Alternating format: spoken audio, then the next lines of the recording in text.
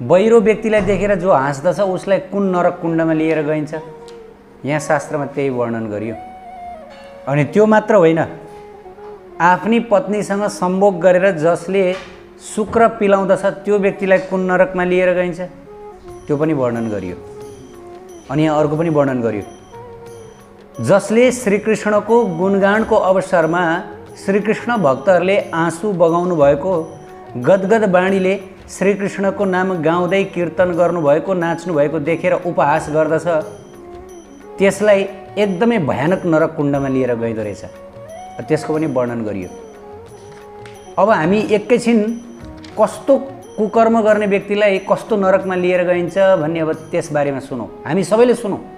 अब अरूतिर ध्यान नदिउँ, किन भन्दा यो भगवानको कानुन हो।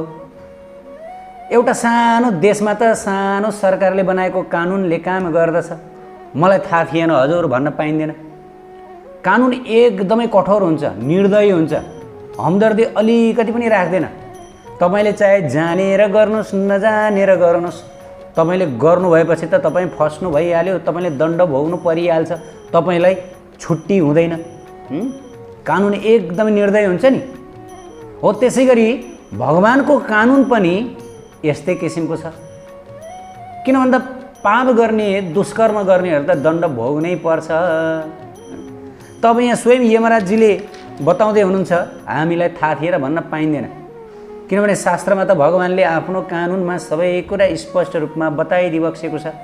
शास्त्र पढेनौ, मलाई यो कुरा जानकारी भएन भनेर कहाँ छुटकारा पाइन्छ? त अब नरक विभागका अध्यक्ष स्वयं यमराजजीको मुख अरविन्दबाट सुनौ, कस्तो किसिमको कुकर्म गर्नेलाई कस्तो किसिमको नरक कुण्डमा लिएर गएर जाकिन्छ भनेर। जसरी जेलखानामा कस्तो कस्तो किसिमको दण्ड दिन्छ भनेर जेलखानमा बस्ने प्रहरीलाई सोध्यो भने थाहा हुन्छ नि। हो त्यसै गरी नरक कुण्डमा कस्तो कस्तो किसिमको दण्ड दिइन्छ भन्ने कुरा हामीलाई भन्दा यमराजजीलाई राम्रोसँग थाहा हुन्छ। स्वयं उहाँ बताउँदै हुनुहुन्छ है। अब भगवान नारायण भन्नुहुन्छ, हे नारद, रविनन्दन धर्मराजले सावित्रीलाई विधिपूर्वक विष्णुको मन्त्र प्रदान गरेर अशुभ कर्महरूको वर्णन गर्न थाल्नुभयो, अर्थात् पाप कर्म र त्यसको फलको वर्णन गर्न थाल्नुभयो। कसले? यमराजजीले। यमराजजीले भन्नुभयो। अब यहाँ स्वयं नरकका अध्यक्ष यमराजजीले वर्णन गर्दै हुनुहुन्छ। सबैले ध्यान दिएर सुनौ है। यमराज भन्नुहुन्छ, हे पतिव्रते, मानव शुभ कर्मको फलले कहिले नरक जाँदैन। नरकमा जानुको मुख्य कारण हो अशुभ कर्म, अर्थात् दुष्कर्म, पाप कर्म। अतः अब म अशुभ कर्मको बारेमा बताउन जाँदैछु, लौ सुन। नाना प्रकारका स्वर्गहरू छन्। प्राणीहरू आफ्नो कर्म अनुसार ती पुण्य कर्मको प्रभावले स्वर्गमा जान्छन्। नरकमा जान कोही पनि चाहँदैनन्, तर पनि पाप कर्मको कारण तिनीहरू नरकमा जान विवश हुन्छन्। नरकमा नाना प्रकारका कुण्डहरू छन्। विभिन्न पुराणहरूको मतानुसार ती कुण्डका पनि विविध नामहरू छन्। यी सम्पूर्ण कुण्डहरू अत्यन्त ठुला ठुला भयानक छन्। पापीहरूलाई दुःख भोगाउनको लागि यी कुण्डहरू नै बनाइएका हुन्। वत्से, यी भयङ्कर कुण्ड अत्यन्त भयानक तथा कुत्सित, अत्यन्त दुर्गन्धित फोहोरी छन् भनिएको है। यी कुण्डहरूमा 86 कुण्ड प्रसिद्ध छन्। 86 कुण्ड प्रसिद्ध छन् रे। अब यहाँ अगाडि यमराजजी बताउनुहुन्छ, तपस्वी वैष्णवो धर्मी संयमी सञ्जितेन्द्रिय जीविनां कर्म फलदम तम यमं प्रणमाम्यहम्। अब यो श्लोकको अर्थ सबैले ध्यान दिएर सुनौ। स्वयं यमराजजी बताउँदै हुनुहुन्छ, वैष्णव अर्थात् भगवान राधा कृष्ण लक्ष्मी नारायणका भक्त, उहाँहरूलाई वैष्णव भनिन्छ। अनन्य भक्त हुनु पर्यो। फेरि भक्त त म पनि भक्त हुँ भनेर सबैले भन्छन्, तर वैष्णव नै हुनु पर्यो। वैष्णव तपस्वी, धर्म मार्गमा हिँडेको, संयमी, जितेन्द्रिय, आफ्ना इन्द्रियहरूमाथि विजय प्राप्त गरेका। यी चारजना बाहेक अरू सबैजना यमलोकमा आउने छन्। ठ्याक्कै बताइदिनु भयो को यमलोकमा आउँछन् भनेर यमराजजीले स्पष्ट रूपमा बताइदिनु भयो कि वैष्णवहरू यमलोकमा कहिले जाँदैनन्। कृष्ण भक्त, विष्णु भक्त, अनि त्यसै गरी तपस्वीहरू कहिले यमलोक जाँदैनन्। धर्म मार्गमा चल्नेहरू कहिले यमलोक जाँदैनन्, संयमीहरू कहिले यमलोक जाँदैनन्। सञ्जितेन्द्रिय अर्थात् इन्द्रियमाथि विजय प्राप्त गरेका यी 5 जना कहिले यमलोक जाँदैनन्। यी बाहेक अरू सबै त यमलोक नै जाने हुन्, यमलोकमै जाने हुन्। त्यसपछि अगाडि बताउनुहुन्छ, यमलोकमा 86 कुण्ड प्रसिद्ध छन्। तिनीहरू सबै संयमनीपुरीमा अवस्थित छन्। संयमनीपुरी भनेको नरकको राजधानी हो, यस प्रकार बुझ्नु होला। यसबाहेक अरू पनि अप्रसिद्ध कुण्डहरू छन्। हे साध्वी, ती प्रसिद्ध कुण्डहरूको नाम अब म बताउँछु, ध्यान दिएर सुन। अब ती यमलोकका कुण्डहरूको नाम पनि सुनौ, जहाँ पापीहरूलाई गएर डुबाइन्छ, जहाँ पापीहरूलाई अनेक किसिमका दण्ड दिइन्छ। हामीहरूले यो सुनेका छौँ कि यमलोकमा कुण्ड हुन्छ, नरकमा नरक कुण्ड हुन्छ भनेर। तर अब शास्त्रमा त बताइयो केवल एउटा मात्र कुण्ड हुन्छ, होइन। यस्ता त अनेकौँ हजारौँ किसिमका कुण्डहरू छन्। तिनीहरूमा प्रसिद्ध 86 कुण्ड छ। अब ती 86 कुण्डको नाम स्वयं यमराजजी बताउँदै हुनुहुन्छ। एक हो बनी कुण्ड, तप्त कुण्ड, भयानक छार कुण्ड, बिट कुण्ड, मूत्र कुण्ड, दुस्सह श्लेष्म कुण्ड, गर कुण्ड, दूषिका कुण्ड, वसा कुण्ड, शुक्र कुण्ड, अश्रिक कुण्ड, कुत्सित अश्रु कुण्ड, गात्रमल कुण्ड, कर्णबीट कुण्ड, मज्जा कुण्ड, मांस कुण्ड, दुस्तर नख कुण्ड, लोम कुण्ड। यस प्रकार विविध नामहरू छन्। कहीँ दंश कुण्ड, भयङ्कर गरल कुण्ड, भन्न खोजेको विविध किसिमका कुण्डहरू। कुनै कुण्ड सर्पै सर्पले भरिएको कुण्ड, कुनै कुण्ड दिसै दिशाले भरिएको कुण्ड, कुनै कुण्ड बमिट नै बमिटले भरिएको कुण्ड, छाद हुन्छ नि, छाद नै छादले भरिएको कुण्ड, कुनै कुण्ड अम्ल एसिडले भरिएको कुण्ड, कुनै कुण्ड श्लेष्म कुण्ड। श्लेष्म कुण्ड भनेको चाहिँ गुल्यो चाहिँ गुल्यो हो, फेरि श्लेष्म भनेको गुल्यो, गुल्यो पदार्थको कुण्ड। कुनै चाहिँ अश्रु कुण्ड, आँसु नै आँसुको कुण्ड, कुनै चाहिँ शुक्र कुण्ड। शुक्र कुण्ड भनेको वीर्य कुण्ड। अब हेर्नुहोस् है, त्यसपछि अब अगाडि, यी सम्पूर्ण कुण्डहरू पापीहरूलाई अनेक किसिमको क्लेश दिनको लागि निर्मित गरिएको हो। प्यारा भक्त सज्जन, हामीहरूले एउटा कुरा बुझ्नु पर्यो।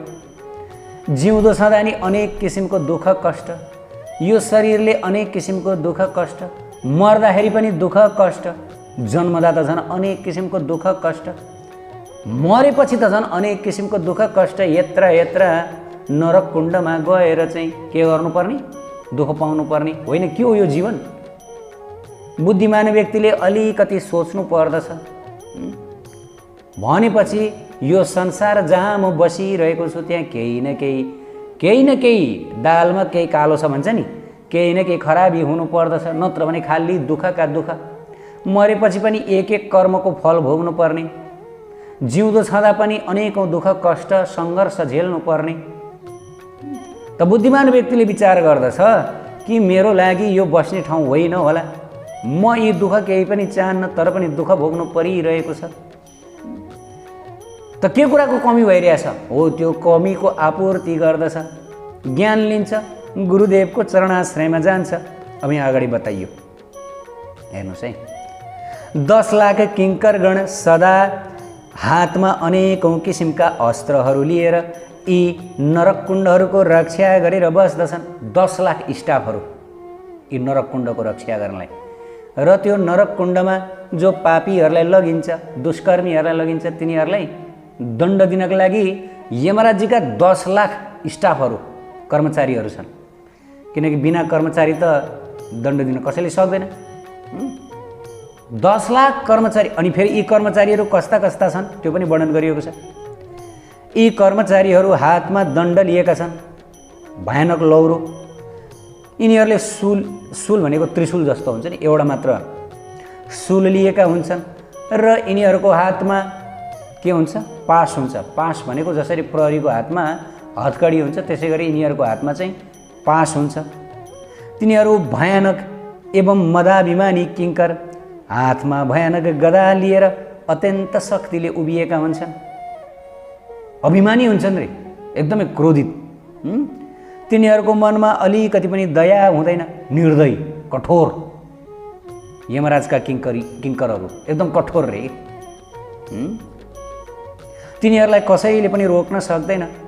जसरी यही संसारमा पनि सरकारको प्रहरीलाई रोक्न गाह्रो हुन्छ, कसैले नि सक्दैन, त्यसै गरेर यमराजजीका प्रहरीहरूले यिनीहरूलाई कसैले नि रोक्न सक्दैन। तिनीहरू तेजस्वी अनि निर्भीक हुन्छन्, कोहीसँग डराउँदैनन्। संसारमा मानिसहरू धाक दिन्छन्, मलाई कसले के बिगार्न सक्छ, म त दादा हुँ, संसारको बोस हुँ, मरेपछि थाहा पाउँछौ नि तिमीले मरेपछि। यस्ता यस्ता निर्भीक अनि साहसी यमराजका किङ्करहरूको अगाडि जब पर्छौ, त्यसपछि तिम्रो घमण्ड, तिम्रो अहङ्कार, जिउँदो छँदाखेरि राधा कृष्णको भक्ति भजन गरेनौ, नाम जप गरेनौ, बल, आफ्नो शारीरिक बल, अहङ्कार र घमण्डले तिमी संसारको दादा भएर बस्यौ। देख्छौ नि तिमीले आफ्नो दादागिरी। यही वर्णन गरियो। तिनीहरूको आँखा रातो रातो हुन्छ, शरीर पहेँलो रङको हुन्छ भने एकदमै क्रोधी भइरहने कि। वास्तवमा उनीहरूको इन्द्रिय तृप्ति भनेको नि त्यहाँ जो आउने जो पापीहरू छन् तिनीहरूलाई कुटाइयो। त्यो कुटाइ गरेरै उनीहरूलाई तरह तरहको दण्ड दिएरै उनीहरूले आनन्द प्राप्त गर्दछन्। जसरी संसारमा स्त्रीसँग सङ्ग गरेर पुरुषहरूले आनन्द प्राप्त गर्दछन् नि, हो उनीहरूको लागि इन्द्रिय तृप्ति भनेको त्यही हो। योग सिद्धिद्वारा सम्पन्न भएका कारण तिनीहरूले नाना रूप धारण गर्न सक्दछन्। मृत्युकाल उपस्थित भएपछि समस्त पापी जीवहरूले उनीहरूलाई देख्न सक्दछन्। पापीहरूले मात्रै देख्न सक्छन् रे।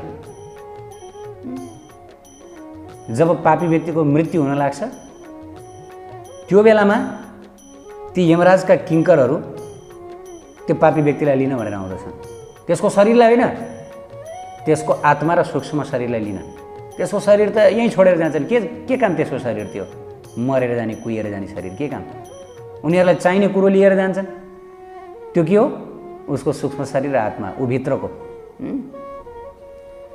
र पापी व्यक्तिहरूले मृत्युकालमा यी किङ्करहरूको दर्शन गर्न सक्दछन्। भनिएको छ जो भगवान राधा कृष्ण भगवानका उपासक वैष्णवहरू हुनुहुन्छ, उहाँहरूले कहिले पनि यी यमदूतहरूको दर्शनै गर्नु पर्दैन। यिनीहरू त नजिकै आउँदैनन्। यमराजले पनि स्वयं चेतावनी दिनुभएको छ, कहिले पनि राधा कृष्ण लक्ष्मी नारायणका भक्तहरूको अगाडि जाँदै नजानु। भागवतजीमा यो वर्णन गरिएको छ, तपाईँ हामीले पढ्न सक्छौँ। जो सदा भगवान राधा कृष्णको भक्तिमा तत्पर छन्, जो पूर्ण स्वतन्त्र छन्, जो सपनामा पनि आफ्ना प्रियतम भगवान राधा कृष्णको दर्शन गर्दछन्, यस्ता वैष्णव पुरुषहरूले कहिले पनि यमकिङ्करहरूको दर्शनै गर्नु पर्दैन। त यदि हामीहरू यमराजका यस्ता भयानक क्रूर किङ्करहरूको दर्शन गर्न चाहँदैनौँ मृत्युकालमा भने हामीहरूले आजैबाट आफ्नो पुरा जीवन राधा कृष्णको चरणमा समर्पण गरिदिनु पर्यो। सपनामा पनि राधा कृष्ण बाहेक अरू केही पनि सोच्नु नै भएन। संसारमा कुनै कुरा आँखा चिम्म गर्ने बित्तिकै राधा कृष्णको रूप मात्र याद आओस्, अरू केही पनि नआओस्। यहाँ त्यही भन्यो, जसले आँखा चिम्म गर्ने बित्तिकै पनि राधा कृष्णको दर्शन गर्न सक्दछन्, भगवानको दर्शन गर्न सक्दछन्, यस्ता व्यक्तिहरू कहिले पनि यमलोक जाँदैनन्। हे साध्वी, यी कुण्डहरूको सङ्ख्याको निरूपण त भइसकेको छ। अब कस्ता कस्ता पापीहरूलाई कस्तो कस्तो कुण्डमा लगेर फालिन्छ त्यो पनि सुन। अब कस्ता कस्तो पाप गर्नेहरूलाई कस्तो कस्तो कुण्डमा लगिन्छ है। साध्वी, भगवान श्रीहरिको सेवामा संलग्न हुने पुण्यात्मा, योगी, सिद्धव्रती, तपस्वी, वैष्णव, ब्रह्मचारी पुरुष कहिले नरकमा जाँदैनन्। यो ध्रुव सत्य हो। जो शक्तिशाली मनुष्य बलको अभिमानमा आएर आफ्ना आफन्तहरूलाई, आफ्ना मित्रजनहरूलाई कटु वचनले बन्धु बान्धवलाई दुःख दिन्छ भनेदेखि त्यो अग्निकुण्ड नामक नरकमा खस्दछ। त्यसको शरीरमा जति रौँहरू छन् त्यति नै वर्षसम्म ऊ नरकमा बास गर्दछ। र ऊ जब जन्मन्छ पृथ्वीमा, त्यसपछि पशु योनिमा जन्मन्छ। जो मूर्खले घरमा आएका भोकाएका प्यासी ब्राह्मणलाई भोजन तथा पानी दिँदैनन्, तिनीहरू तप्तकुण्ड नामक नरकमा खस्दछन्। र आफ्नो शरीरमा जति रौँ छ त्यति वर्ष दुःखप्रद नरकमा बास गरेपछि 7 जन्मसम्म पक्षी भएर जन्मन्छन्। जो मनुष्यले आइतबार, सूर्य सङ्क्रान्ति, औँसी तथा श्राद्धको दिन वस्त्रलाई साबुनले छारिए पदार्थ भनेको छ। संस्कृतमा छारिए पदार्थ भनेको साबुन। साबुनले धुन्छ भनेदेखि छार कुण्डमा गिर्दछ। यसको मतलब यी दिनहरू साबुनले कपडा धुनु भएन। सूर्य सङ्क्रान्ति, आइतबार, औँसी र श्राद्ध पितृश्राद्धको दिन कपडा कहिले पनि सर्फ साबुनले धुनु भएन, नत्र भनेदेखि छार कुण्डमा खस्नुपर्छ। त्यसपछि 7 जन्मसम्म त्यो धोबी भएर जन्मन्छ, जसले ब्राह्मणको वृत्ति लुट्दछ अर्थात् ब्राह्मणको सम्पत्ति लुट्दछ। आफूले दान गरेको व्यक्तिबाट फेरि त्यो दान फिर्ता लिन्छ भनेदेखि त्यो बिटकुण्ड नामक नरकमा खस्दछ अर्थात् विष्ठाले भरिएको कुण्ड। अनि पुनः पृथ्वीमा आएर त्यति नै वर्षसम्म विष्ठाको किरा भएर जन्मन्छ। सुँगुरको विष्ठा हुन्छ नि, हो त्यसको किरा भएर जन्मन्छ। त्यसकारण कहिले पनि ब्राह्मणको धन हरण नगर्नु, यो त जैतै शास्त्रमा भनिएको छ। साधु सन्त ब्राह्मणको धन कहिले पनि हरण नगर्नु। यतिसम्म वर्णन गरिएको छ कि ब्राह्मणको जुन यज्ञ छ नि, यज्ञशाला ब्राह्मणले पूजा गरेको त्यो पनि लिनुहुन्न, ब्राह्मणलाई नै दिनुपर्छ। यो चलन छ हाम्रो गाउँघरतिर पनि, ब्राह्मणको कुनै कुरा पनि लिनुहुन्न। किन भन्दाखेरि बिटकुण्ड नरकमा जानुपर्ने रहेछ। जो व्यक्तिले घरमा आएका अतिथिहरूलाई क्रोधपूर्ण दृष्टिले हेर्दछ, त्यस पापका कारण त्यस व्यक्तिको हातबाट न पितृहरूले जल अन्न ग्रहण गर्दछन्, न देवताहरूले नै ग्रहण गर्दछन्। त्यसलाई यसै संसारमा ब्रह्म हत्याको पाप लाग्नेछ। यस पापको फलस्वरूप त्यो मरेपछि दूषिका कुण्ड नामक नरकमा जान्छ। त्यहाँ 100 वर्षसम्म दूषित पदार्थ भोजन गरेर बस्दछ। त्यसपछि भूतको योनि प्राप्त गरी अनि मात्रै बल्ल पवित्र हुन्छ। हेर्नुहोस् है, यदि ब्राह्मणद्वारा दिएको वस्तु फेरि अर्कैलाई दिइन्छ भनेदेखि त्यस पापकर्मको प्रभावले बसाकुण्ड नामक नरकमा खस्नु पर्दछ। जो स्त्री पराए पुरुष अथवा पुरुष पराए स्त्रीसँग सम्बन्ध राख्दछन् र स्त्रीलाई जुन पुरुषले शुक्रपान गराउँदछ, त्यो पापको कारण शुक्रकुण्ड नामक नरकमा त्यो खस्दछ र 100 वर्षसम्म त्यही शुक्रलाई खाएर बस्दछ नरकमा। नरकको नाम के हो? शुक्रकुण्ड। तत्पश्चात 100 जन्मसम्म किरा भएर जन्मन्छ। त्यसपछि त्यो व्यक्ति भारतवर्षमा कन्याको विष्ठाको किरा भएर जन्मन्छ। त्यसपछि 7 जन्मसम्म बधिक भएर जन्मन्छ। अनि त्यसपछि 3 जन्मसम्म सुँगुर र 7 जन्मसम्म कुकुर भएर जन्मन्छ। त्यसपछि 7 जन्मसम्म भ्यागुता, त्यसपछि जुका र त्यसपछि कौवा भएर जन्मन्छ। अनि अन्तिममा ऊ शुद्ध हुन्छ अर्थात् शुद्ध मनुष्य भएर जन्मन्छ। हेर्नुहोस् है, स्त्रीलाई शुक्रपान गराउनाले यस्तो फल भोग्नुपर्छ। त पाश्चात्यहरू कतिसम्म पतित छ नि भनेपछि नरक जानको लागि कतिजना तम तयार भएर बसेका छन्, त्यो हामी देख्न सक्दछौँ। जो मनुष्यले व्रत श्रद्धा तथा उपवासका लागि साँझको समयमा क्षौर कर्म गर्दछ अर्थात् साँझको समयमा कपाल खौरन्छ भनेदेखि त्यसका सम्पूर्ण कार्यहरू अपवित्र मानिन्छन्। हे साध्वी, यस्तो कार्य गर्नेवाला व्यक्ति नख कुण्डमा जान्छ। जो महामूर्ख मनुष्य आफ्नी गर्भिणी पत्नीसँग सहवास गर्दछ, त्यस पापका कारण त्यस पापीलाई ताम्रकुण्ड नामक नरकमा लिएर गइन्छ। हे साध्वी, जो अत्यन्त दारुण एवं निर्दयी व्यक्ति तलवारले जीवहरूलाई काट्दछन्, धनको लोभले नरघाती बनेर मानवको हत्या गर्दछन्, त्यसलाई 80 पत्र नामक नरकमा लिएर गइन्छ। मेरा दूतहरूले तलवारले तिनीहरूलाई काट्दछन्, अङ्गलाई टुक्रा टुक्रा गर्दछन्। जब त्यो भोजनका लागि चिच्याउँदछ तब मेरा दूतहरूले त्यसलाई कुट्दछन्। त्यो 100 जन्मसम्म भारतवर्षमा चाण्डाल भएर जन्मन्छ, सुँगुर भएर जन्मन्छ र कुकुर भएर जन्मन्छ। त्यसपछि 7 जन्मसम्म स्याल भएर जन्मन्छ र त्यसपछि बाघ भएर जन्मन्छ। त्यसपछि 3 जन्मसम्म भेडा भएर जन्मन्छ। त्यसपछि 7 जन्मसम्म गैँडा भएर जन्मन्छ।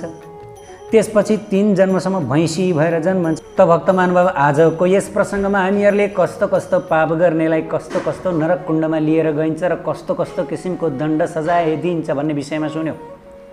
यो वास्तवमा कपोल कल्पित होइन, यो सत्य हो, सत्य हो। शास्त्रले नै झुट कुरा बोल्न थाल्नुभयो भने कसको विश्वास गर्ने? तर पनि नास्तिक अश्रद्धालु व्यक्तिहरू विश्वास गर्दैनन् यो सबै हामीहरूलाई सज्जन बनाउनको लागि मात्र भनेको हो भन्ने किसिमको तर्क गर्दछन्। तर यस्ता किसिमका तर्क गर्ने व्यक्तिहरू बच्न सक्दैनन्। केवल हामीहरूलाई सज्जन बनाउनको लागि मात्रै सरकारले कानुन बनाउँदैन हो। हामीलाई सज्जन बनाउनको लागि मात्रै सरकारले कानुन बनाएको हो। भोलि हामीले गल्ती गऱ्यौँ भने छोड्छ, कानुनले छोड्छ? छोड्दैन नि हो। त्यसै गरेर भगवानको परम विधान यस्तै छ। हामीलाई सज्जन बनाउनको लागि मात्र शास्त्रमा यी कुरा वर्णन गरेको होइन, ताकि हामी सतर्क बनौँ। हाम्रो जीवन भनेको नरक जानको लागि पनि होइन, कुटाइ खानको लागि पनि होइन। एक सच्चा इमान्दार नागरिक भनेको जेल जानको लागि होइन, पुलिसको डन्डा खानको लागि होइन। सरकारको संरक्षण पाएर समर्थन पाएर बस्नु हो नि त सच्चा नागरिक भनेको।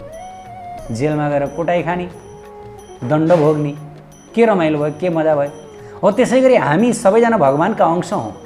हामी सबै भगवान्का अंश, त्यस कारणले गर्दा हामी पनि त्यो आनन्दको अंश हौँ।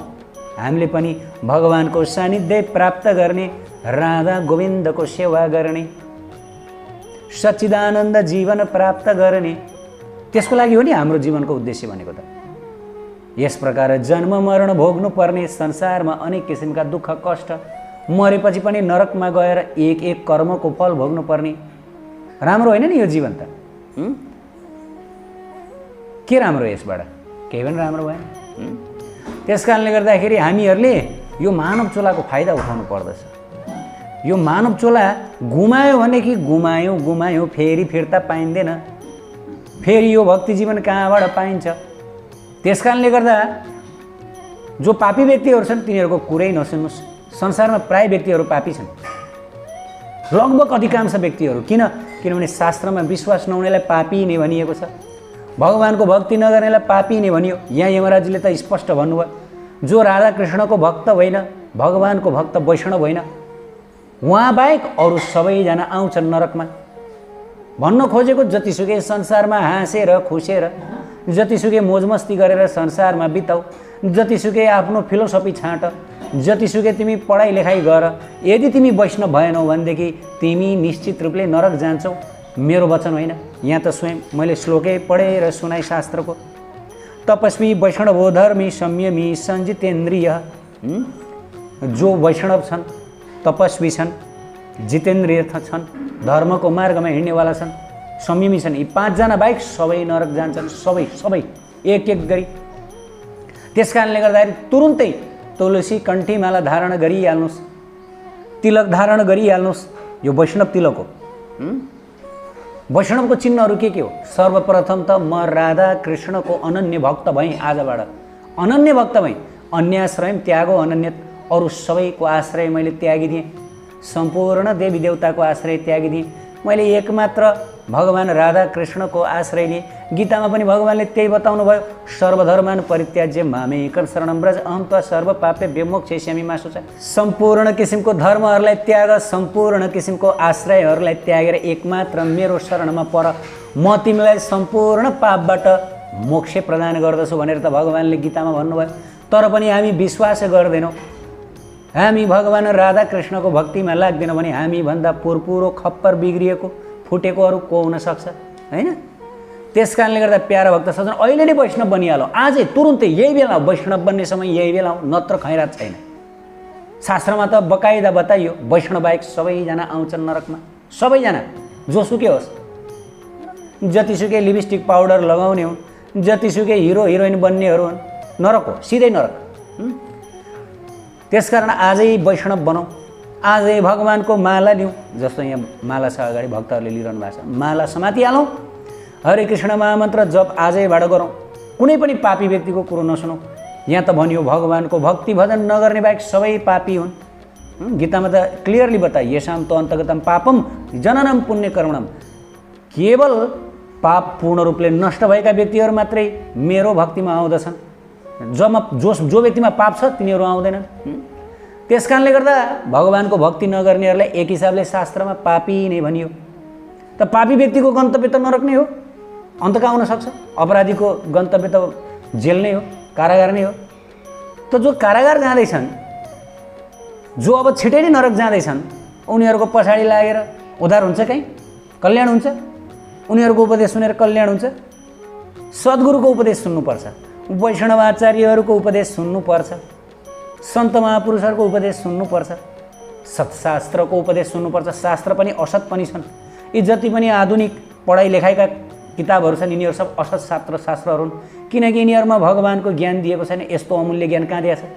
कसरी खाने, कसरी टट्टी गर्ने, कसरी स्त्री पुरुष भोगविलास गर्ने, यो बाहेक अरू केही सिकाएकै छैन। छ त केही कुरा सिकाएको छैन नि, यही मात्र हो नि सिकाएको। त्यसैले सत्शास्त्रहरू पढ्नु। सत्शास्त्रमा भगवद् गीता, श्रीमद् भागवत, उज्ज्वल नीलमणि, राधा रस सुधानिधि, भक्ति रसामृत सिन्धु, यिनीहरू हुन् सत्शास्त्र। तब मात्रै उद्धार हुन्छ, कल्याण हुन्छ, नत्र भने नरक निश्चित रूपले। मांसाहार गर्न आजैबाट छोडौँ, जुवा तास खेल्न आजैबाट छोडौँ, परस्त्री परपुरुषसँग गर्न आजैबाट छोडौँ, अनि त्यसपछि आएर मद्यपान गर्न आजैबाट छोडौँ, आजैबाट। किनभने यी नरकका 4वटा ढोकाहरू हुन् र आजैबाट राधा कृष्णको शरणमा परिहालौँ, ढिला नगरौँ। मृत्यु एकैछिन हुनसक्छ, के ठेगान मृत्यु कुन बेला आउँछ भनेर। मानिसहरू प्याक्ल्याक मरिरहेका छन्, मरे पनि जानी त नरक नै हो। त्यस कारणले गर्दा मानव जीवन त प्रेम प्राप्त गर्न, त्यो अनन्त अनन्त अनिर्वचनीय प्रेम सागरमा डुब्नको लागि हो। त्यो निकुञ्जको निधि, निकुञ्जको प्रेम धन प्राप्त गर्नको लागि हो।